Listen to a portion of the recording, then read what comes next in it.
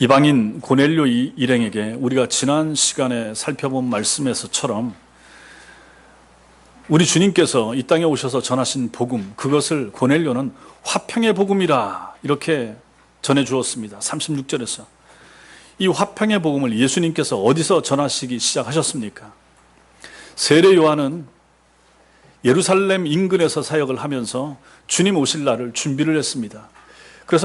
그래서 일반적으로 생각하면 우리 주님 오셔서 사역도 예루살렘 근처에서 하셔야 되겠다, 이것이 우리의 생각일 수 있습니다. 그런데 지난 시간에 말씀을 살펴본 것처럼 37절에서 곧 요한이 그 세례를 반포한 후에 주님 사역의 지점 어디인가? 갈릴리에서 시작하여 이렇게 말씀하고 있습니다. 가난과 무지와 질병과 멸시받던 땅 갈릴리에서부터 우리 예수님께서는 당신의 이 화목의 복음, 화해의 복음, 평강의 복음, 평안의 복음을 전하기 시작하셨다 하는 것을 우리는 지난 시간에 살펴보았습니다. 이제 그들에게 베드로가 그 복음, 그 화평의 복음의 주인공, 주체이신 예수님에 대하여 소개합니다. 그 화평의 복음을 전하신 예수가 누구신지를 소개하는 이 짧은 한 구절 속에 나타난 예수가 누구신가? 주님과 3년 동안 동고동락하면서 지냈던 베드로가 우리 예수님을 그 고넬료와 가족들, 그 예수를 모르는 사람들에게 어떻게 처음 소개하고 있는가를 보면서 그럼 우리는 어떻게 예수님을 알아야 되는가? 또 우리가 예수님을 다른 사람에게 전할 때 어떤 모습으로 어떻게 전하면 되는가를 우리는 여기서 모범답안을 보는 것입니다. 오늘 말씀을 통해서 주님이 누구신가, 그리고 예수께서 어떤 일을 하셨는가, 이 부분을, 이 가장 기초적인 부분을 다시 살펴보고 배우면서 예수님이 누구신지, 또 예수 그리스도를 아는 지식에서 날마다 잘 자라가시는 여러분과 제가 될 수 있게 되길 바랍니다. 먼저 우리는 여기서 나사렛 예수를 봅니다. 보십시오. 베드로가 주님을 소개하는데 38절에 하나님이 나사렛 예수에게 성령과 능력을 이렇게 말합니다. 나사렛 예수에게. 본래 유대인의 이름엔 성이 별도로 없습니다. 우리는 성이 있죠. 우선동, 이렇게 또 김, 박, 성이 있습니다. 그런데 유대인들은 성이 별도로 없었습니다. 그들 모두가 하나님께서 창조하신 아담의 후예 한 혈통입니다. 그래서 혈통을 구별하기 위한 성이 그들에겐 달리 필요가 없었던 것이죠. 그래서 이름만 있었습니다. 이름만 붙이면 어떤 문제가 생깁니까? 같은 이름이 자꾸 생겨나는 거죠. 사람이 많아지니까. 우리도 그렇잖아요. 같은 이름들이 얼마나 많습니까? 그런 것처럼 유대인들도 그랬다 하는 것입니다. 그래서 모든 유대인들이 성 없이 짧은 이름만 가지다 보니까 같은 사람이 많이 생기게 돼서 구별하고 싶은데 구별을 하기 어려운 거죠. 그러니까 어떻게 구별하게 됩니까? 그 이름 앞에 뭔가를 붙입니다. 성을 붙이는 것이 아니고 그 사람이 태어난, 자란 지역을 붙이는 거죠. 유다, 예수님을 팔았던 유다, 이 사람 출신지가 어딘가?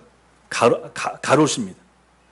이스카리옷, 가롯 지방에서 나온 유다, 가롯 유다, 이렇게 되는 겁니다. 다윗이란 이름이 똑같은 이름이 많습니다. 그래서 뭘 붙입니까? 앞에 아버지 이름을 붙입니다. 이새의 아들 다윗, 이렇게 붙이는 거죠. 그런 식으로 사람들을 똑같은 이름이 많은데 그것을 구분하는 것, 지명을 붙이든지 그 아버지 이름을 앞에 붙이든지 이런 식으로 성경에는 사람들을 구분했다 하는 것입니다. 자, 그런 면에서 오늘 이 말씀을 보면 나사렛 예수, 이것도 이해가 되죠.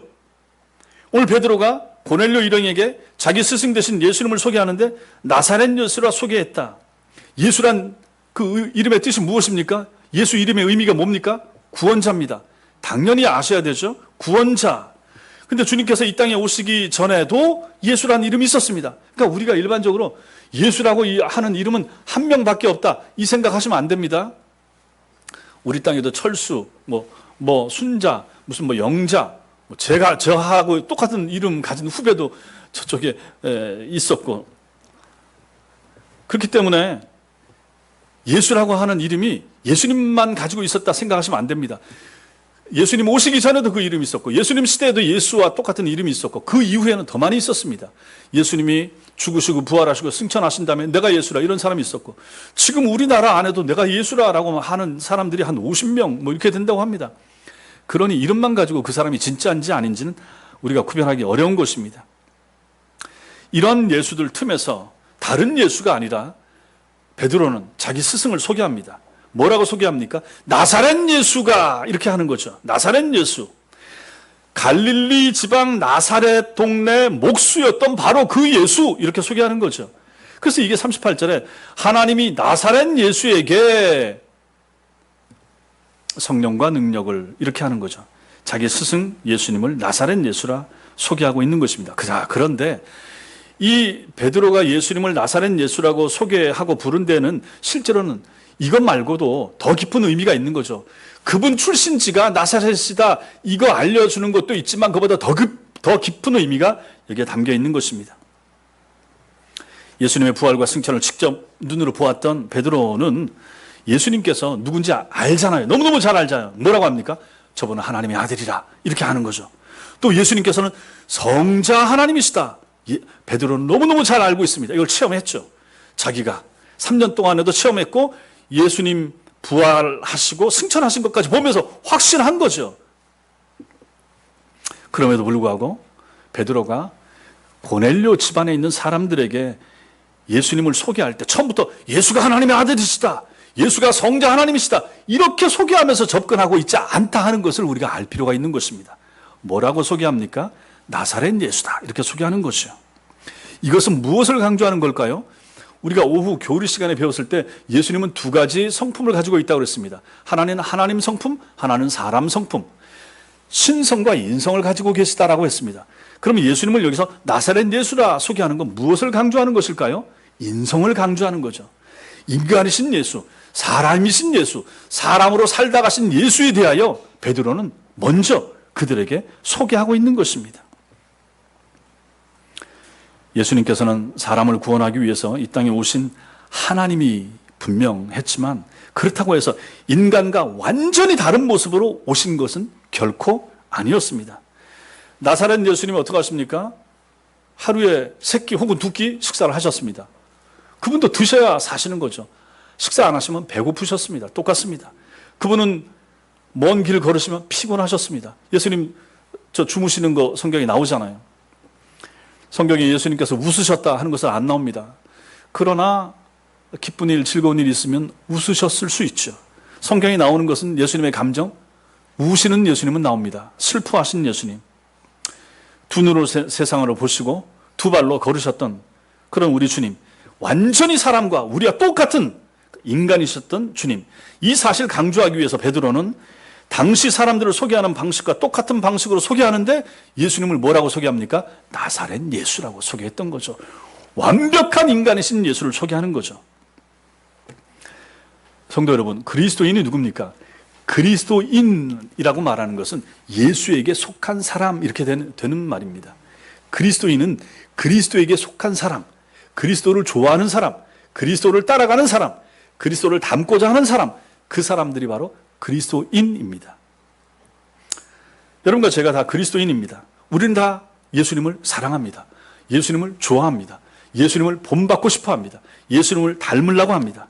만약에 예수님께 인성이 없이, 사람의 모습이 없이 신성만 있었다 그러면, 다시 말해서 인간과 전혀 상관없는 하나님의 모습만 가지고 만약에 예수님이 이 땅에 오셨다 그러면 우리가 주님 닮을 수 있을까요? 못 닮죠.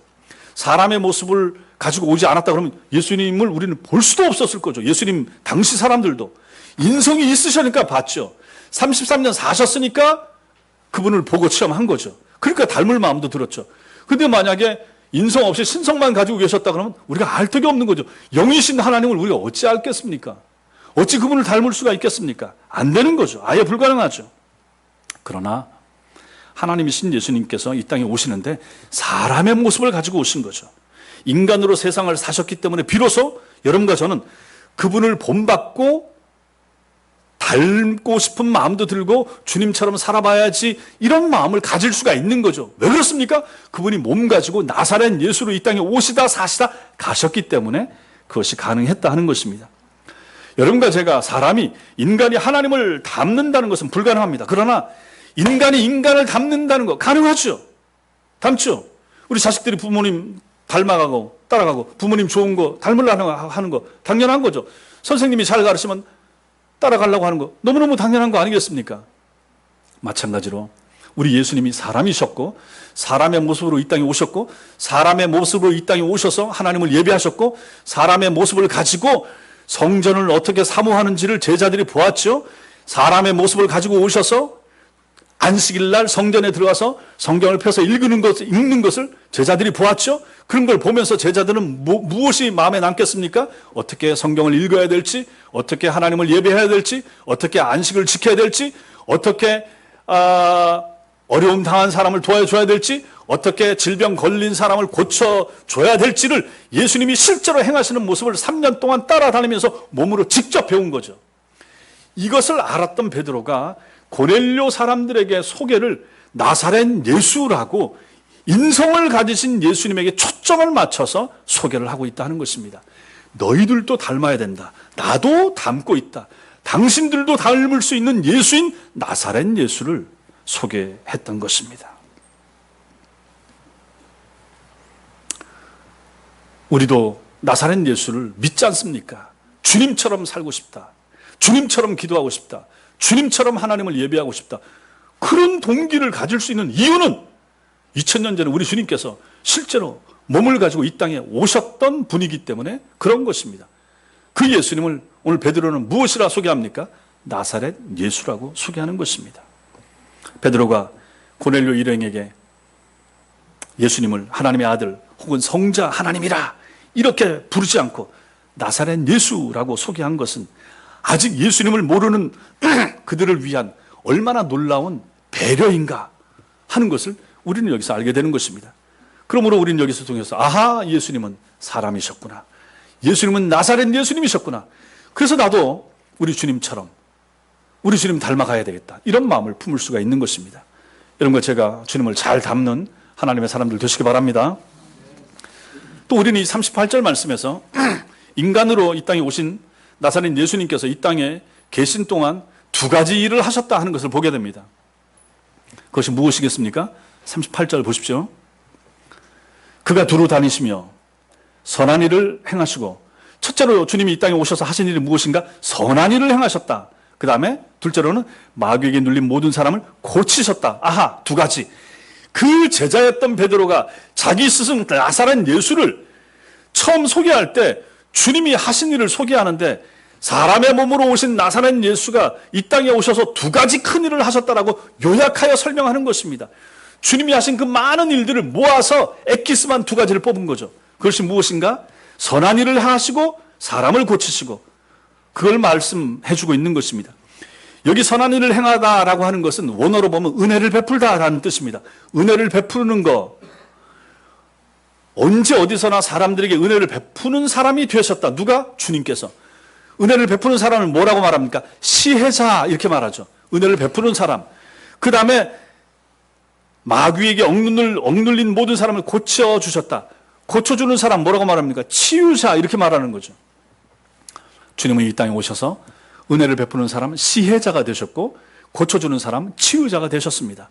우리 주님이 이 땅에 나사렛 예수로 오셔서 이 땅에서 행하신 두 가지, 시혜자, 치유자, 은혜를 베풀고 고쳐주시고,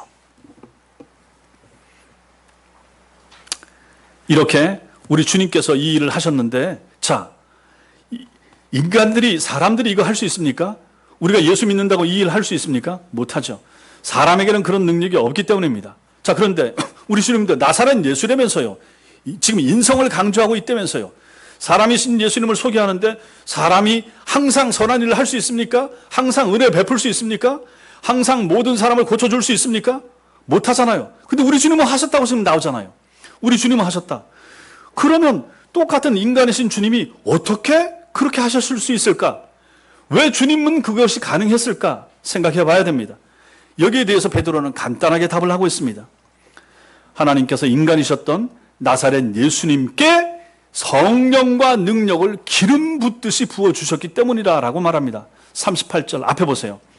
하나님이 나사렛 예수에게 그 뒤에 성령과 능력을 기름 붓듯 하셨기 때문에 그분이 두루 다니시면서 선한 일을 행하시고 그분이 마귀에게 눌린 모든 사람을 고쳐주셨다, 이렇게 되는 거죠. 비법이 거기 나오는 거예요. 주님께서 이 땅에서 선한 일을 행하시고 사람들을 고쳐줄 수 있는 근거가 무엇입니까? 하나님께서 주님에게 성령과 능력을 부어주셨기 때문에 그것이 가능했다 하는 것입니다. 옛날 유대인들은 왕이나 선지자, 제사장 세울 때 어떻게 했습니까? 머리 위에다가 기름을 올리브유를 부었죠. 그것을 이제 예식을 그렇게 행했죠. 이때 기름이 머리에서부터 흘러내리는 것을 수염을 타고 흘러내려서 이렇게 옷으로 흘러내립니다. 풍성하게 기름을 붓습니다. 다윗을 왕으로 세울 때도 마찬가지고, 엘리야나 이런 사람들 세울 때도 마찬가지고, 모세가 여호수아를 또 후계자를 세울 때도 마찬가지 아니었습니까? 그래서 성령과 능력으로 충만케 한다는 표시를 그렇게 기름을 붓는 것으로 나타냈던 거죠. 하나님께서 대체 어디에 계셨기에 나사렛 예수님께 성령과 능력을 기름 붓듯이 부어주신 것입니까? 우리의 하나님께서 어디에 계셨습니까? 38절 맨 끝에 보십시오. 이는 하나님이 함께 하셨습니다. 누구와 함께 하신 겁니까? 누구와 함께 하셨습니까? 예수님과 함께 하신 거죠. 우리 하나님께서, 성부 하나님께서 성자 예수님과 함께 하면서 성령 하나님과 능력을 우리 예수님께 부어준 거죠. 그래서 그 예수님이 하신 일이 무엇입니까? 두루 다니시면서 선한 일을 행하셔서 은혜를 베푸시고 귀신 들린 사람을 고쳐주는 일을 행할 수가 있었다 하는 것입니다. 결정적인 근거가 무엇인가? 성령과 능력을 부어주신 것이고, 그것이 가능했던 일은 왜 그렇습니까? 하나님이 함께 하셨기 때문에, 누구와 함께 하셨기 때문에? 예수님과 함께 하셨기 때문에 가능했다 하는 얘기입니다. 자, 그렇다면 하나님이 예수님과 함께 하셨는데, 하나님이 예수님과 함께 할 때 예수님의 하나님을 향한 태도와 자세는 어떻겠습니까? 예수님은 어떤 태도를 가지고 있었습니까? 나는 그냥 가만히 있을 테니까 하나님께서 능력 부어주세요. 나는 그냥 마음을 열들지 말든지 이렇게 있을 테니까 하나님의 능력만 내게 부어주세요. 이렇게 했습니까? 당연히 아닌 거죠. 그럼 예수님께서 하나님을 향하여, 제2위 성자 예수님은 제1위 성부 하나님을 향하여 어떤 마음의 태도와 자세를 가졌겠습니까? 의지하는 거죠. 믿는 거죠. 신뢰하는 거죠. 의탁하는 거죠. 맡기는 거죠. 당연하지 않겠습니까? 아들이신 예수님이 아버지이신 성부 하나님께 맡기는 거죠. 의지하는 거죠. 신뢰하는 거죠. 우리 아이들이 부모님들을 믿는 것처럼, 어렸을 때 의지했던 것처럼 당연히 그런 거죠. 이러한 예수님의 하나님을 향한 의탁이 있었기 때문에 예수님 당신 자신을 성부 하나님께 온전히 맡기심으로 인하여 성부 하나님께서 예수님께 성령과 능력을 기름 붓듯이 부어주셨고, 그로 인해서 우리 주님께서는 그 하나님의 은혜 속에서 능력 있는 예수님의 사역을 이 땅에 사는 동안 감당할 수가 있었던 것입니다. 어려운 게 하나도 없는 거죠. 여기서 여러분과 저는 두 가지를 깨달아야 합니다. 첫째는, 먼저 자신은 하찮은 존재들이지만, 우리 자신을 보면 너무너무 하찮은 존재지만, 우리 역시 주님을 본받으면 우리도 어떻게 될 수가 있다? 능력 있는 존재가 될 수가 있다. 나사렛 예수님이 능력을 받으니까 능력 있는 예수가 되셨던 것처럼 부족하고 모자란 우리도 능력을 받으면 주님과 같은 생애를 살 수가 있다 하는 것입니다. 2000년 전 나사렛 예수님과 함께 하셨던 그 하나님이 함께 하셨으니까 예수님이 능력받아서 그 일을 했죠. 그럼 그때 2000년 전에 예수님과 함께 했던 하나님은 지금 어디 계십니까? 지금 어디 계십니까? 우리와 함께 하시는 거죠. 이 하나님을 우리는 뭐라고 표현합니까? 무소부재하신 하나님, 이렇게 표현합니다. 어디나 계신 곳, 안 계신 곳이 없으신 하나님, 이렇게 우리는 믿는 거죠. 하나님은 시간과 공간을 초월하지 않습니까? 2000년 전 주님과 함께 하시고, 그때로부터 또 2000년 전 모세와 여호수아와 함께 하셨던 그 하나님께서 오늘 우리와 함께 한다는 사실 믿으십니까? 믿으셔야 되는 것이죠. 우리가 어디에 있든지 하나님은 우리와 함께 하십니다. 성도와 신자와 함께 하십니다. 그러므로 우리 또한 우리 자신을 어떻게 하면 하나님의 능력이 우리에게 올까요? 하나님께 의탁하는 거죠. 하나님을 의지하는 거죠. 하나님을 신뢰하는 거죠. 그렇게 하면 성령과 능력을 기름 붓듯 하시는 하나님의 은혜를 우리도 오늘날에도 힘있게 될 것이고, 나아가 우리도 주님 닮은 성도의 삶을 살 수 있게 될 것입니다. 그것을 실천했던 좋은 예가 바로 베드로입니다. 베드로도 우리와 똑같은 사람 아니었습니까? 베드로는 자신과 함께 하고 계시는 하나님께 자신을 맡겼습니다. 성령의 은혜 가운데 베드로가 자신을 맡겼습니다. 그러자 하나님께서 그에게 능력을 부어주셨던 거죠. 그러자 베드로도 예수님처럼 나가서 병자를 고치시고 죽은 사람도 일으키고 이런 역사를 일으켰던 것입니다. 물론 그렇다고 해서 오늘날도 우리가 능력받으면 이렇게 된다라고 말해서는 안 됩니다. 이것은 이 당시에 성경이 기록되기 전에 초대교회 시대에 하나님께서 이 일을 기록하여 성경으로 남기시기 위하여 그때 이 일을 하신 거죠. 우리 주님이 이런 능력을 행하시고 베드로가 이런 능력을 행하고 바울이 능력을 행하고 그리고 이 모든 내용들을 성경 속에 집어넣어서 성경 66권 완성하기 위하여 이 일을 그때는 행한 거죠. 지금은 그때처럼 이런 능력이 나타나지 않습니다. 지금도 그때처럼 이런 능력이 나타난다고 말하면 그것은 사기입니다. 속임수입니다. 아닙니다.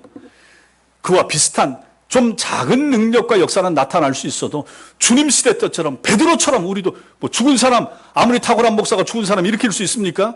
완전히 신체 장애자를 뭐 다리 없는 사람은 다리를 다시 생기게 해줄 수 있습니까? 안 되는 거죠. 말이 안 됩니다. 그때처럼 그런 역사나 그런 능력은 없다 할지라도 역시 이 시대에도 하나님께서 우리 성도들과 함께 하시면서 성도들에게 필요한 은총과 은혜와 능력은 부어주신다 믿으시기 바랍니다. 이 본문을 통해서 우리가 깨달을 수 있는 또 하나는 뭐냐면 사람들에게 은혜를 베푸는 것과 마귀에게 눌린 사람을 고쳐주는 것은 밀접한 관계가 있다 하는 사실입니다. 하나님께서 인간이셨던 나사렛 예수님과 함께 하시면서 성령과 능력을 기름 붓듯이 부어주셨을 때 우리 예수님의 삶 속에서는 사람들에게 은혜를 베푸시는 것과 마귀에게 눌린 사람을 고쳐주는 그런 치유하는 역사가 동시에 나타났던 거죠. 그 두 가지 역사 가운데 하나만 일어난 것이 아니라 이 둘이 다 동시에 일어났다라고 하는 것은 선한 일을 행하고 병자를 고치는 일이 일어났다라고 하는 것은 이 둘이 떨어질 수 없는 일이다 하는 것이죠. 이 둘은 같이 가는 관계에 있다 하는 것입니다. 그러므로 사람에게 은혜를 베푼다라고 하는 것은 마귀의 억압으로부터 그 사람을 해방시켜주는 것이고 마귀에게 억눌린 사람을 해방시켜주는 것이 사람에게 베풀 수 있는 가장 큰 은혜가 된다 하는 것을 우리는 여기서 깨닫는 것입니다. 그렇다면 우리도 나사렛 예수님을 본받아서 우리가 능력을 받아서 성령의 은총 가운데 나가서 이런 일을 할 수가 있는 거죠. 어떤 일입니까? 마귀에게 눌린 사람을 해방시켜주는 거죠. 그런 그리스도인이 우리는 될 수가 있는 것입니다. 어떻게 될 수가 있는가? 뒤에서 제가 설명을 드리겠고, 자, 그렇다면 이런 사람이 되기 위해서는 마귀에게 눌린 사람이 구체적으로 어떤 사람인가를 알아야만 됩니다. 그래야 이렇게 능력 있는 사람이 되어서 마귀에게 잡혀 있는 사람을 해방시켜 주는 거죠. 그렇다면 마귀에게 눌린 사람들은 어떤 사람들인가 알 필요가 있는 거죠. 성경을 통해서도 알 수가 있습니다. 나사렛 예수님께서 마귀에게 눌린 사람을 고쳐주시기 전에 주님이 어떤 일을 행하셨는가? 당신 자신이 먼저 마귀의 유혹을 받으셨습니다. 직접 체험한 거죠. 우리가 성경에서 보면 알잖아요. 나오잖아요. 공생의 공적인 사역 시작하시기 전에 예수님께서 먼저 마귀에게 광야에서 시험을 받으셨단 말이에요. 40일을 줄이신 후에 금식을 하신 후에 마귀가 와서 그 예수님께 네가 만일 정말 하나님의 아들이면 이 돌들을 가지고 떡덩이를 만들어 봐라 유혹했죠. 돌을 가지고 떡을 만들 수 있다. 그러면 돌을 가지고 금덩어리는 못 만들겠습니까? 이게 뭡니까? 물질에 대한 유혹이 되는 거죠. 이 말도 안 되는 이 마귀가 감히 하나님의 아들이신 우리 예수님께 와가지고 그 예수님을 시험하고 있습니다. 그 첫 번째 시험이 바로 물질에 대한 시험입니다. 두 번째는 주님을 높은 곳으로 데리고 가서 뛰어내리라. 하나님의 아들이면 너 뛰어내려도 괜찮을 것이다. 마귀가 지켜줄 것이다. 하나님의 아들인 것을 스스로 입증해봐라. 명예에 대한 유혹이 되는 거죠. 마지막 시험, 이것은 천하만국 권세를 다 줄 테니까 마귀 나한테 인사해라, 절해라. 권력에 대한 유혹이 되는 거죠. 이것은 무엇을 말해주는 것입니까? 우리 모든 사람들 내면에, 우리 모든 사람들 속에는 이 세 가지 욕심이 다 있다는 것입니다. 정도의 차이는 있지만 물질에 대한 욕심, 명예에 대한 욕심, 권력에 대한 욕심이 다 있다라고 하는 거죠. 그것을 추구하라는 유혹, 이것이 바로 마귀가 사람들에게 주는 유혹이었고 마귀가 우리 예수님께도 와서 첫 번째로 했던 시험이 바로 이런 시험이었다 하는 것입니다. 너 하고 싶은 것을 해라. 네 인생의 주인은 너라라고 마귀가 말하는 거죠. 이게 오늘날 이 시대의 정신이 이 시대 사람들에게, 이 시대 젊은이들에게 말하는 것이 이거 아닙니까? 네 인생의 주인은 너야. 하고 싶은 걸 해라. 넓은 세상 가라. 다 체험해라. 다 경험해라. 그리고 네 인생을 살아라. 원하는 것을 해라. 뭐 여기저기 속박되지 말고 이거 다 끊고 네가 하고 싶은 거 해라. 여행하고 싶냐? 여행해라. 돈 벌고 싶냐? 네가 하고 싶은 거 해서 무슨 뭐 50억을 벌든지 100억을 벌든지 코스닥에 상장하든지 그런 쪽으로 네가 열심히 달려가라. 끊임없이 사람은 그렇게 그런 유혹을 받습니다. 또 세상 사람들을 가르칩니다. 스승들은 그렇게 제자들을 권면하고 또 부모님들은 자식들을 그렇게 키웁니다. 기 안 죽고 당당하게 네 하고 싶은 거 네가 해. 딸이든지 여자든지 상관없이 나가서 하고 싶은 거 다 해라. 지금 시대는 충분히 할 수 있다. 이렇게 말합니다. 이것이 과연 우리 성경의 가르침하고 똑같습니까? 성경은 뭐라고 말합니까? 인생의 주인이 누구라고 말합니까? 하나님이라고 말하죠. 근데 세상은 네 인생의 주인은 너야. 누구한테도 억압받지 말고 결혼하고 싶지 않아? 그냥 혼자 살아. 괜찮아. 재정적으로 독립해. 하고 싶은 거 다 할 수 있어. 여행을 하든지 크루즈를 하든지 무슨 뭐 하고 싶은 거 다 하면서 살아. 그것은 마귀의 소리입니다. 우리 인생의 주인은 우리가 아닙니다. 하나님이십니다. 끊임없이 성경은 그것을 우리에게 가르쳐줍니다. 그러나 마귀는 끊임없이 반대 방향으로 가는 거죠. 네 인생, 네 거야. 부모 말 듣지 말고 다른 사람 말 듣지 말고 네가 원하는 것을 해. 네가 좋아하는 것을 해. 끊임없이 이렇게 유혹하는 것입니다. 잘못된 것이죠. 이것은 창세기 3장에서부터 시작된 인간에 대한 마귀 유혹의 일관된 관점이 이런 것입니다. 마귀는 에덴 동산 하와에게 금지된 열매인 선악과를 먹기만 하면 눈이 밝아져서 하나님과 같이 될 것이라 유혹하지 않았습니까? 하나님처럼 된다라고 유혹한 거예요. 그러니까 하와는 또 아담은 먹지 말라는 하나님의 말씀을 어기고 그 열매를 따먹었죠. 이유가 무엇입니까? 하나님처럼 되고 싶었던 것입니다. 그래서 자기 자신을 하나님으로 섬기기 위함이었던 거죠.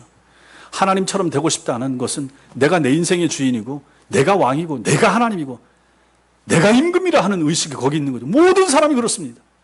집안에 가면 자기가 왕처럼 사는 사람들 얼마나 많습니까? 근데 그것을 가지고 세상에 나가서 살고 싶고 직장에도 그렇게 하고 싶고 교회 와도 그렇게 하고 싶고 아니라 하는 것이죠. 마귀가 주는 생각입니다. 그 이후로 인간은 자기 욕망과 자기 자신을 하나님으로 섬기는 일에 빠진 타락한 존재가 되고 말았습니다. 자기 욕심대로 살고 자기 자신을 하나님처럼 그렇게 섬기게 된 존재가 바로 타락한 여러분과 저, 우리가 그런 존재가 된 거죠. 이것이 바로 뭡니까? 마귀의 목적인 거죠. 마귀가 의도하는 것이 바로 이것입니다. 네 욕심대로 살아. 네 마음대로 살아. 네가 원하는 것을 해. 네가 주인이야. 네가 대장이야. 그 누구도 타치하지 않아. 모든 것을 여기서 나오는 거죠. 동성애를 추구하는 사람도 마찬가지고 모든 죄악된 길로 가는 사람들에게 끊임없이 이 시대가 얘기하는 것이 네가 주인이야. 누구도 네 인생 타치하지 못해. 이게 바로 마귀의 소리가 아니고 무엇이겠습니까? 마귀는 사람을 살리거나 바로 세우려는 선한 존재가 아니라 언제나 사람을 파멸시키려는 악의 근본인 것을 우리가 놓치지 말아야 됩니다. 그러므로 마귀에게 억눌린 사람이란 마귀에게 사로잡힌 사람이 누굽니까? 귀신 들린 사람? 아닙니다. 자기 욕심에서 벗어나지 못하고 자기 자신만을 중심으로 해서 살려고 하는 모든 사람, 그 사람들이 전부 다 마귀에게 사로잡힌 사람이 되는 것입니다. 나 중심으로 살려고 하는 사람, 내가 내 인생의 주인인 것처럼 내가 하고 싶은 것을 끝까지 추구하면서 살고자 하는 사람, 이 사람이 바로 마귀에게 사로잡힌 사람이 되는 거예요. 하나님을 잊어버린 채, 하나님을 도외시한 채, 하나님을 멀리한 채, 하나님의 말씀을 제쳐놓고 내가 하고 싶은 것을 하면서 살고자 하는 모든 사람은 다 마귀에게 사로잡힌 사람이 되는 것입니다. 인간이 생명의 근원이신 하나님보다도 자기 자신이나 자기 욕심을 더 귀하게 여기는 것 자체가 자기가 의식하든지 의식하지 못하든지 간에 이미 마귀의 덫에 걸려 있다는 증거가 되는 것입니다. 마귀가 붙잡고 있는 사람, 그래서 끊임없이 내 마음속에서 그런 생각이 떠오르는 거죠.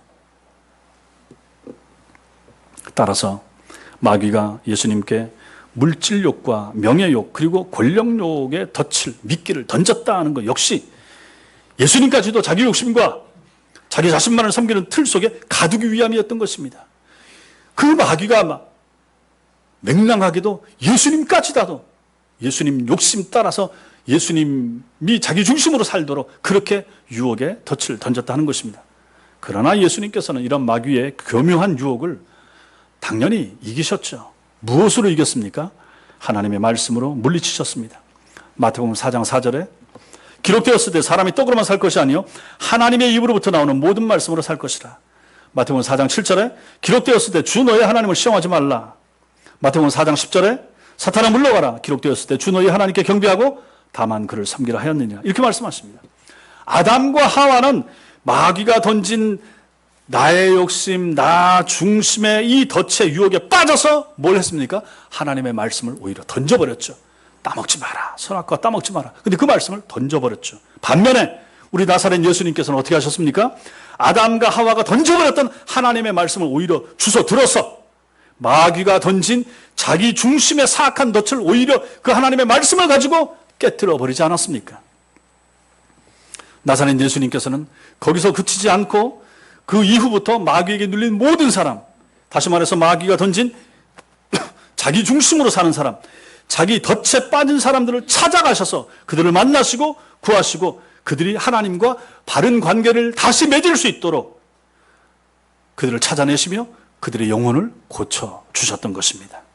이것이 바로 주님께서 인간들에게, 모든 사람들에게 베풀어 주셨던 은혜였고 치유였던 것입니다. 보세요.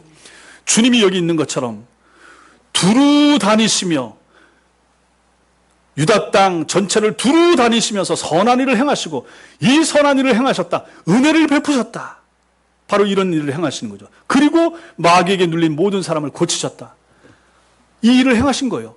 잘못 끼어진 단추를 풀어서 다시 제자리에 돌아가게 하는 이 일을 우리 주님께서 이 땅에 오셔서 하셨다라고 베드로가 자기 스승을 이렇게 소개했던 것입니다. 주님이 인간에게 베풀어 주신 은혜와 치유 두 가지. 이런 우리 주님의 치유는 인간의 육체만이 아닌 영혼까지를 포함하는 영육간의 전인적인 치유로 나타나는 거죠.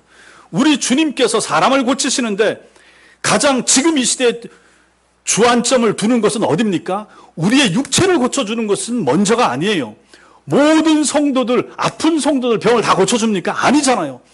주님이 정말로 고쳐주고자 하시는 것은 무엇입니까? 영혼입니다. 영혼은 고침받는데 육체의 아픔이나 질병은 고침받지 못할 수가 있습니다. 대표 주자가 누굽니까? 바울 아닙니까? 바울도 몸에 질병이 있었는데 3번이나 기도했지만 하나님 안 고쳐줬잖아요. 그러나 내 은혜가 내게 족하다. 그것을 응답으로 받고 기쁘게 살다가 갔던 사람이 바울 아닙니까? 중요한 치유 뭡니까? 영혼이 고침받아야 됩니다. 영혼이 고침받아야 됩니다. 영혼이 살아나야 됩니다. 예수 믿는 것입니다. 예수 믿어야 됩니다. 제가 자주 말씀드리죠.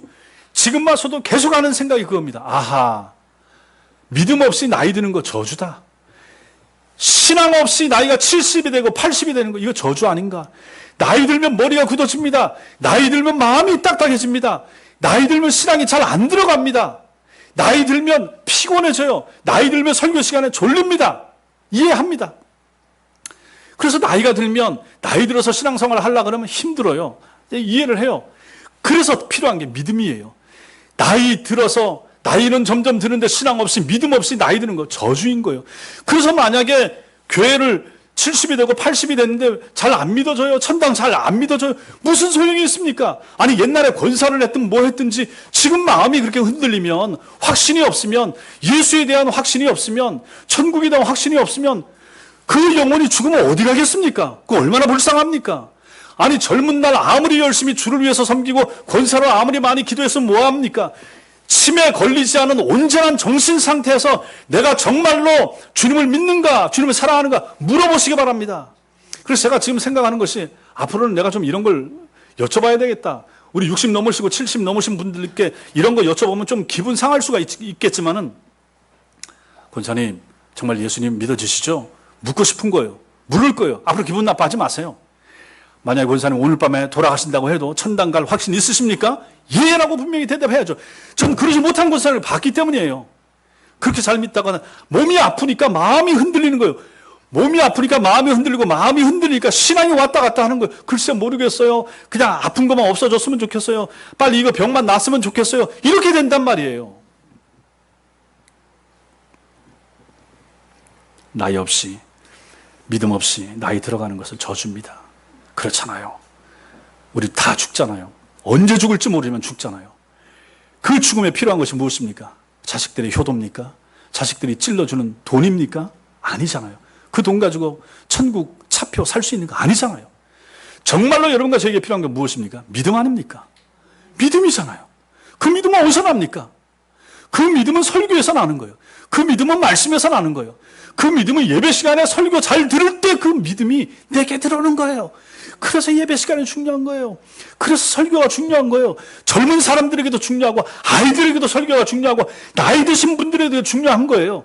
옛날에 믿었습니까? 지금 믿으셔야 되는 거예요. 신앙은 오늘이에요. 옛날의 신앙 중요하지만 그 신앙, 오늘은 사실상 오늘 신앙이 중요한 거예요. 내일은 내 시간이 아니니까 사실상 큰 의미가 없어요. 오늘 중요합니다. 오늘 예배가 중요합니다. 오늘 믿음이 중요한 거예요. 오늘 집에 무슨 일이 생길지 어떻게 합니까? 온갖 사고가 일어나는 세상 가운데 오늘 내가 주님 앞에 예배하고 오늘 믿음을 가지고 주님 앞에 예배 잘 드리고 구원의 확신 가지고 천국에 대한 소망을 가지고 은혜를 받아서 치유하시는 내 영혼을 살리신 주님을 믿는 믿음 가지고 집으로 돌아가야 되지 않겠습니까? 그 믿음 가지고 하나님 한 주를 살 수 있도록 도와주세요. 10월 달도 그 믿음 안에서 살 수 있도록 도와주세요라고 여러분과 제가 기도해야 되지 않겠습니까? 믿음이 중요한 거예요. 성도 여러분, 돈 중요하지 않습니다. 있으면 좋지만 있으면 좀 편하지. 그거 가지고 믿음 사지 못합니다. 돈이 있으면 돈 있는 사람들 신앙생활 못합니다. 돈 벌기 위해서 또 신앙생활 잘 못합니다. 돈이 너무 없어도 신앙생활 하기 어렵고 돈이 너무 많아도 못해요. 그러니까 적당하게 여러분과 저처럼 적당하게 준 거 이거 얼마나 감사합니까? 감사하시죠? 지금처럼 사시는 거 감사하시죠? 감사한 거예요. 여러분한테 만약에 100억 정도 있었으면 여기 안 나와 계실 분들도 꽤 있어 보여요. 너무 어려우면 너무 어려워서 또 주일날 일하러 가시고 자녀 집에 가 있어야 되고 그래서 신앙생활 못하고 예배에 못 나올 분도 계실 수 있는 거예요. 감사한 거죠. 주님께서 이 땅에서 하셨던 사역의 핵심, 은혜 베푸심과 치유하심입니다. 선한 일을 행하시고 마귀에게 눌린 사람 고쳐주셨습니다. 이것을 주님께서 누구에게 맡겼습니까? 지상 교회에 맡긴 거죠. 교회의 사명이 이겁니다. 선한 일을 행하고 마귀에게 눌린 사람 고쳐주는 거. 이게 지상 교회가 해야 할 일입니다. 교인들이 해야 할 일이 이건 거예요. 여러분과 제가 해야 할 일이 이건 거예요. 앞으로 우리 교회가 해야 할 일이 여기에 있는 거죠. 선한 일을 행하고 마귀에게 눌린 사람 고쳐주는 것이죠. 전도하고 불신자들 살려내는 거예요. 어디에 가든지 어떤 모양으로 있든지 이것을 놓쳐버리면 그건 교회가 아닌 것입니다. 항상 여기에 있는 거예요. 다른 것을 덧붙일 수가 없는 것입니다. 선한 일을 행해야 되는 거죠. 성도들 사이에 서로 살펴주고 아껴주고 사랑해주고 믿어주고 챙겨주고 격려해주고 여러분들이 저를 믿어주고 제가 여러분들 더 잘 섬기고 이게 선한 일을 행하는 거예요. 연약한 사람들 강하게 만들어주고 그 다음에 나가서 우리 주변에 있는 사람들 우리 가족들 전도하고 우리 주변에 있는 사람들 전도하고 우리 주변에 하나님 모르는 채 살아가는 사람들에게 복음을 전하고 그것이 바로 이 땅의 교회에 맡겨놓으신 주님의 마지막 미션인 거죠. 이 땅의 성도들인 여러분과 제가 감당해야 될 일, 제가 마지막 날까지 여러분과 제가 이 땅에서 마지막 날까지 감당해야 될 일, 선한 일을 행하는 것. 교회 안에서 신자들과 함께 선한 일을 행하고 마귀에게 눌린 사람들을 고쳐주는 것입니다. 예수 믿게 하는 거, 마귀에게 눌린 사람을 찾아내는 것입니다. 예수 안 믿는 사람, 마귀에게 발목이 잡혀 있는 거예요. 그 잡혀 있는 발목을 끊어내서 그들을 교회로 데려와야 되는 거죠. 이것이 바로 교회가 해야 할 일이 되는 거죠. 이 일을 위해서 모두가 동원해야 되는 거죠. 나이 드셨습니까? 다리가 아프셔서 많이 못 걸으시죠? 전도 많이 못 하시죠? 기도할 수 있잖아요. 전도자들 앞서 보내고 뒤에서 후원하는 기도 할 수 있잖아요. 교회 와서 할 수 있고 가정에서 할 수 있고 목사가 설교 잘할 수 있도록 하나님 도와주세요. 그 설교 듣고 회심치 못한 사람들을 회심하게 해주세요.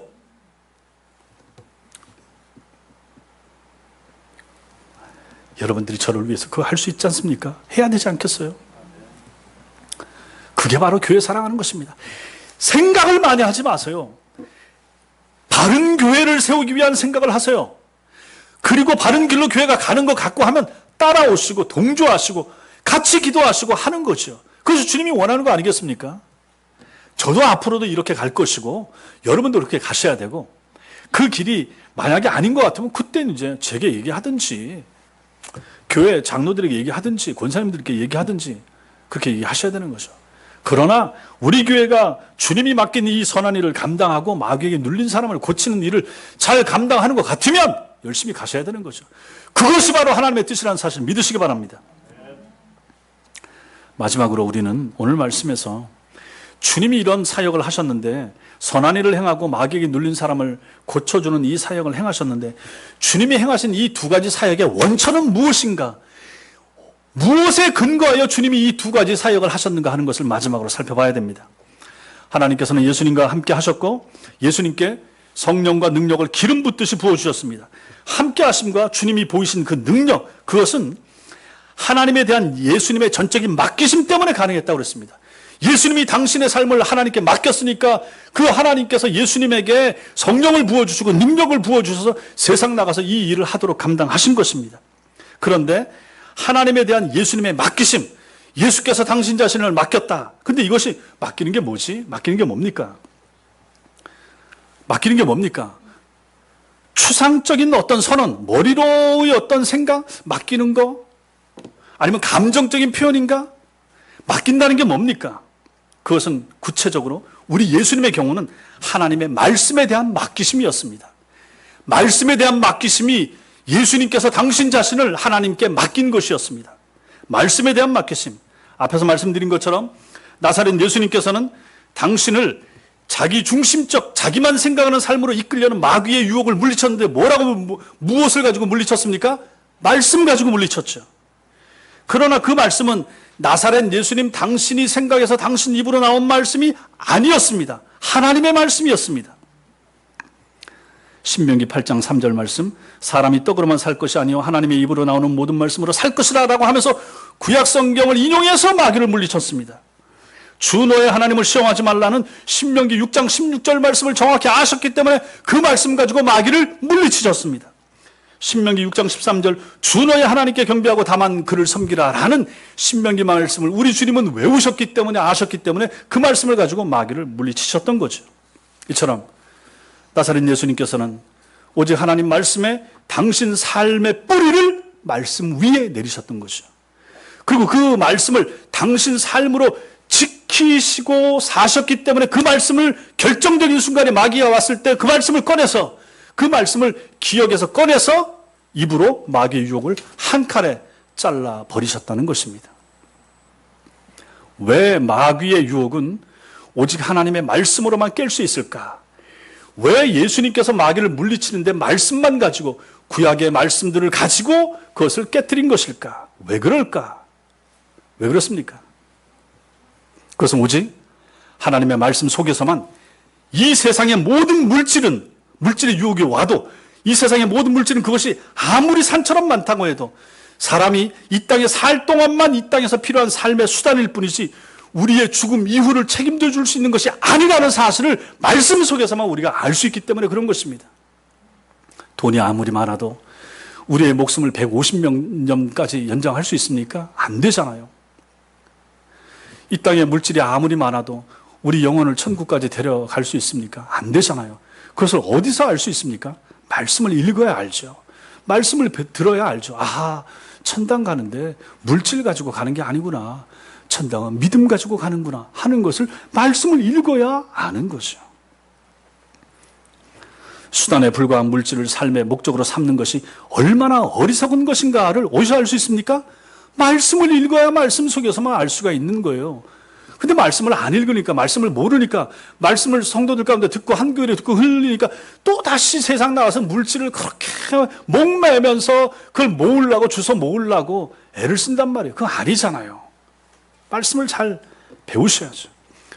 오직 말씀 속에서만 우리의 죽음 이후에도 우리를 영원히 책임져 주는 것은 하나님의 영원한 말씀뿐이라 하는 것을 알게 되는 거죠. 죽는다라고 하는 것을 요단강을 건넌다 이렇게 표현하잖아요. 그래서 천당 들어가는데 요단강을 건너는데 뭐 가지고 건널 수 있습니까? 돈 가지고 건넙니까? 건강 가지고 건넙니까? 가족들의 힘 가지고 건넙니까? 아니잖아요. 무엇으로 건넙니까? 하나님의 말씀 붙잡고 그 강을 건너는 거예요. 오직 하나님의 말씀 속에 있는 사람만이 세상의 명예는 집착해야 되는 것이나 추구하는 대상이 아니라 하나님의 말씀을 쫓는 성도의 경건한 삶을 살 때 하나님께서 주기도 하고 안 주기도 하시고 하는 것이 세상 명예라 하는 것을 말씀을 아는 사람만이 그것을 깨닫게 되는 것입니다. 말씀을 모르면 그냥 자기 이름 내기 위해서, 가문의 이름 내기 위해서 애쓰고 힘쓰게 되는 것인데 그것은 잘못된 것입니다.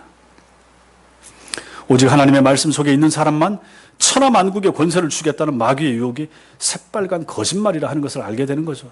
이 땅의 권세가 허무하다 하는 것을 말씀을 붙잡아야 제대로 보게 되는 것입니다. 주님께서 나라와 권세와 영광이 하나님께 아버지께 영원히 싸웁니다 라고 기도하게 하신 것처럼 오직 말씀 속에 있는 사람만 모든 권세는 하나님의 것이요 또 하나님께로부터 주어진다 하는 것을 정확히 알 수 있게 되는 것입니다. 그래서 오직 하나님의 말씀 속에 있는 사람만 세상 속에서 그에게 어떤 권세가 주어지든지 그 권세를 목적으로 삼지 않고 그 주어진 권세, 주어진 위치, 사장이든지 뭐든지 자기 포지션, 공직에 있든지 뭐든지 그걸 가지고 하나님께서 나로 하여금 선한 청지기의 삶을 살라 하시는구나 라고 말씀을 정확히 아는 사람만 그런 삶을 살아낼 수가 있는 거죠. 비리하지 않고 부정, 부패 저지르지 아니하고 뇌물 받지 않고 정직하고 깨끗하게 사는 사람은 말씀을 잘 배운 사람만이 가능하다 하는 것입니다. 이처럼 오직 하나님의 말씀 속에 거하는 사람만 모든 유혹의 본질과 실체를 바르게 분별할 수 있기 때문에 그렇죠. 말씀 속에서 저것은 유혹이다, 잘못된 것이다 분별하죠. 그래서 마귀가 던지는 모든 유혹들도 다 막아내고 깨뜨릴 수 있게 되는 것입니다. 보십시오. 아담과 하와가 마귀의 덫에 빠진 것은 무엇 때문이라고 말씀드렸습니까? 하나님의 말씀을 잊었기 때문인 거죠. 하나님의 말씀을 외면한 거죠. 하나님의 말씀을 잊어버리고 외면하고 놓치니까 어떻게 됩니까? 그 유혹의 실제 모습을 못 본 거예요. 하나님께서 분명히 선악과 따먹으면 죽는다라고 말씀하셨죠. 선악과가 아무리 보암직하고 먹음직하고 해도 그 본질은 뭡니까? 선악과의 본질이 뭐죠? 사망입니다. 죽음입니다. 너무너무 탐스러운데 너무너무 먹음직한데 먹으면 어떻게 됩니까? 죽는 거예요. 그러나 스스로 하나님이 되라는 마귀의 유혹에 빠진 아담과 하와는 어떻게 됩니까? 그 하나님의 말씀을 잊어버린 거죠. 그 하나님의 말씀을 버렸죠. 그러니까 하나님의 말씀을 뒤로 젖혀놓으니까 어떻게 됩니까? 눈을 뜨고 보는데 뭐만 보입니까? 탐스러운 선악과만 보이는 거죠. 그 선악과를 깨물었을 때 그 본질이 뭔지 사망이 뭔지가 안 보이는 거예요. 먹으면 죽는 거예요. 독버섯 같은 거죠. 독버섯이 얼마나 이쁩니까? 먹고 죽잖아요. 너무너무 예뻐서 유혹당해서 죽는 거죠. 선악과가 꼭 그것인 거죠. 하나님의 말씀을 놓치면 자기 경험이 안경이 되는 거죠. 자기 인생 연륜의 경험이 되는 거죠. 자기 지식이 경험이 되고 안경이 돼가지고 판단하고 결정하고 가야 되는 거죠. 하나님 말씀을 뒤로 한 채. 그러니 그 인생이 어떻게 되겠습니까? 꼬이게 되고 나락으로 떨어지게 되는 거죠. 그러한 실패로 말미암아 결국은 아담과 하와는 자기들만 죽는 것이 아니라 그 모든 후손들까지 다 사망에 이르게 하고 말지 않았습니까? 오직 하나님의 말씀 속에 거하는 사람만 마귀가 던지는 모든 유혹의 본질과 실체를 분별할 수 있습니다. 그래서 우리가 말씀을 잘 듣고 잘 배울 때 마귀가 늘 우리의 삶 가운데 유혹을 주고 어려움과 시험을 주잖아요. 분별하고 극복할 수 있는 힘은 어디서 나는가? 하나님 말씀에서 나온다 하는 것입니다. 이것이 가능한 것은 하나님께서 그것이 가능할 수 있도록 당신의 말씀 속에 그 장치를 집어넣으셨기 때문에 그런 것입니다. 말씀을 잘 들으면, 말씀을 잘 배우면 지혜롭게 되는 거예요. 분별력을 생기게 해주는 거예요. 하나님 말씀 속에. 그것이 바로 이 아담과 하와의 실패, 선악과를 통한 실패를 통하여 우리가 배우는 교훈이 바로 그것인 것입니다. 성령과 능력의 공급은 다른 무엇이 아닌 오늘 말씀을 보니까 예수님께서 성령과 능력을 하나님께로부터 공급받은 이유가 무엇인가? 그것은 예수님이 하나님을 완전히 의탁했기 때문이고 그 의탁한 예수님 속에 무엇이 있었습니까? 하나님의 말씀이 있었던 거죠. 그 하나님의 말씀이 있기 때문에 유혹도 물리칠 수가 있었고 그 능력 가지고 세상을 구원할 수가 있었던 것입니다. 성령과 능력의 공급은 다른 그 무엇이 아닌 오직 하나님의 말씀을 통해서만 가능한 것입니다. 우리 예수님 사역의 원천이 말씀이었듯이 여러분과 저의 삶의 원천이 무엇입니까? 말씀이어야 되는 거죠. 목사인 제가 사역을 할 때 가장 근거가 뭐겠습니까? 무엇에 치중해야 되겠습니까? 말씀인 거죠. 그래서 지금까지도 그렇게 해왔지만 앞으로도 마찬가지일 것입니다. 다른 교회적인 큰 일을 크게 벌릴 마음이 없고 앞으로도 그렇게 하려고 애를 쓸 것입니다. 더 중요한 것은 여러분과 제가 말씀에 더 치중하는 거죠. 그래서 앞으로는 이제 성경 한 권씩을 한 주에 한 번씩 배워야 되겠다. 주일 오후에. 지금 그런 생각을 하고 있고 또 동영상을 찍어서 홈페이지에 올려서 교리 공부도 할 마음도 있고 이 모든 것이 다 하나님 말씀에 집중해서 저는 많이 만들어 놓고 여러분들이 그중에서 다 들으시면 좋지만 할 수 있는 범위 내에서 조금씩이라도 해서 그것이 다 여러분 영적인 양분이 될 수 있도록 만들어주는 것. 그것이 바로 목사인 제가 해야 될 일이고 그것이 목사인 제 삶의 사역의 원천이라는 것을 제가 알기 때문입니다. 여러분도 마찬가지입니다. 여러분들 교회 생활의 근원도 어디 있습니까? 말씀에 있습니다. 그러니까 교회 와서 해야 될 가장 중요한 일은 말씀을 잘 배우는 것입니다. 그리고 잘 배운 말씀에 근거하여 교회에서 봉사도 하고 섬김도 하고 뭐 교제도 하시고 거기서 나오는 거죠. 말씀 없이 안 배운 채 일을 하면 거기서부터 이제 일이 잘못되는 것을 많이 봤습니다. 앞으로도 여러분 믿음 생활, 신앙 생활에 원천을 하나님 말씀에 두는 그런 사람, 그래서 말씀 중심의 삶을 앞으로도 열심히 살아가시는 하나님의 사람들 다 되시기 바랍니다. 사랑하는 성도 여러분, 저는 신학교 시절에 목적으로서의 예수, 수단으로서의 삶에 대해서 많이 배웠습니다. 네 인생 자체가 목적이 아니다. 너의 목적은, 네가 목사가 됐을 때도 너의 목적은 예수 그리스도여야 된다. 그분의 영광과 하나님의 영광이어야 된다. 그리고 너의 삶은 철저하게 수단이어야 된다. 목적으로서의 예수, 수단으로서의 너의 삶.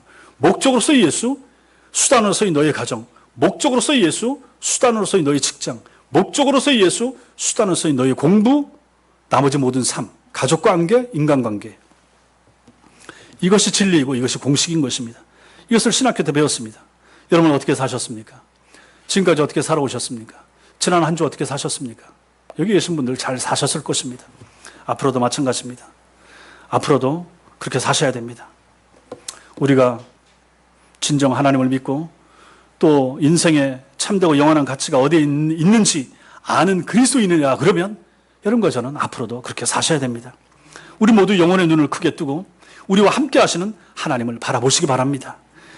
우리를 예수 그리스도 안에서 죽음에서 생명으로 옮겨주신 하나님을 바라보시는 그러한 성도들 다 되시기 바랍니다. 그리고 하나님의 말씀에 여러분의 삶을 맡기세요. 말씀의 삶을 맡기세요. 말씀의 삶을 맡기는 사람은 말씀을 안 읽을 수가 없는 거죠. 말씀을 안 읽으니까 삶이 답답한 거예요. 말씀을 안 읽고 안 배우니까 인생을 자꾸 내 잔머리로 살라고 하고 경험으로 살라고 하는 거예요. 거기서 혈기가 나오고 투쟁이 나오는 거예요. 안 됩니다. 성경을 읽으세요. 성경을 들으세요. 애플리케이션 중에 드라마, 바이블도 있고 뭐 여러 가지 좋은 거 있잖아. 밤에 잘 때도 들으시고 틈나는 데도 들으시고 읽으시고 교회에서 만들어주는 이런 성경 공부 문제 풀으시고 열심히 하십시오. 아침에 보내드리는 말씀도 잘 들으시고 묵상하시고 하나님의 말씀이 우리를 살립니다. 우리가 음식을 먹어서 건강을 얻고 약을 드셔서 병을 좀 고치고 하는 것처럼 더 중요한 것은 하나님의 말씀을 읽는 것입니다. 그 말씀이 내 영혼을 강하게, 그 말씀이 내 영혼의 때를 베낍니다. 그 말씀이 내 영혼으로 하여금 세속적인 소리를 못 듣게 해줍니다.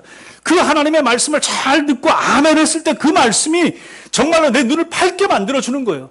자식들의 앞날도 마찬가지인 것이고 내 진로도 마찬가지고 하나님의 말씀에 모든 해답이 있다 믿으시기 바랍니다. 그래서 앞으로도 말씀 붙잡고 남은 인생을 힘있게 살아가는 우리 모든 성도들 되시기를 주님의 이름으로 축원합니다. 기도하겠습니다.